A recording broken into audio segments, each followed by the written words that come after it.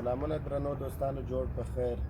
نن تاسو ته د غوچې جوړولو چې تاسو په څه طریقه باید په غوچه انبار ورکړئ درختو یا تاکانو ته، هغه طریقه درته ښیي تر څو تاسو په مسلکي او اسانه طریقه سره خپلو درختو یا بوټو ته انبار ورکړئ او بیا ستاسو د درختو یا تاکانو ریښې هم زخمي نه شي او اوبو ته منظم انبار هم ورسیږي.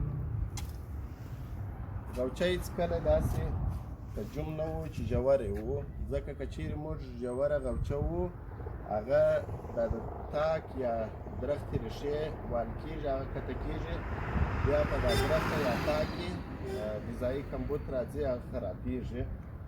راځو غوچه چې وو د مځکې پر مخ مازې د تاک یا د بوټي دغه شاوخوا د دغه تنې څخه یوه لویشت یا یو فوټ قدر تر یو فوټ قدر پورې موږ کولی شو چې شاوخوا غوچه ورته جوړه کړو.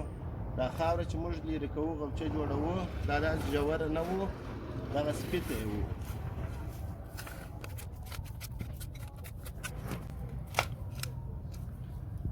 دلته که د غوچې پراخوالی دا چار څونه زیات راځي اوبو نه د انبار مصدریت زیات کېږي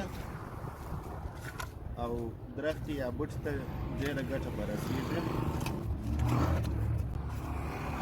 په انارو کې غوچه چار طرفه وال کېږي او پاته سو په تاکانو کې اخو نو دا طرف ته جوی، دلته دغه دوه طرفه شاوخوا دا رقم غوچه ورته جوړېږي، انبار ورکوو، هغه پرې کوو او بیا د هغه څخه بوټي ښه استفاده کولی شو.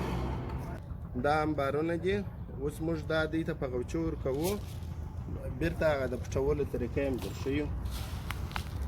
دا انبار دی مثلا دا داسې په هغه غوچه کې چې موږ پیته ورته کیندلې ده هغه کې ورته اچوو. اوس مو دغه درختې ته انبار ورکوئ.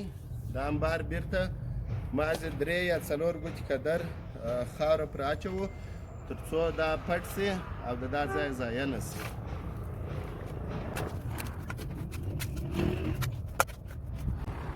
کله چې مو درختې ته انبار ورکوئ د هغه وروسته یو وارې اوبه په دغه ګډې ورکوو او یو وارې د دې د اوبهخور پر اساس مثلا موږ په 10 ورځو کې اوبه ورکوو، هغه اوبه را نږدې کوو په 5 ورځو کې کوو، یعنې د اوبهخور وخت یې ورنیم کوو.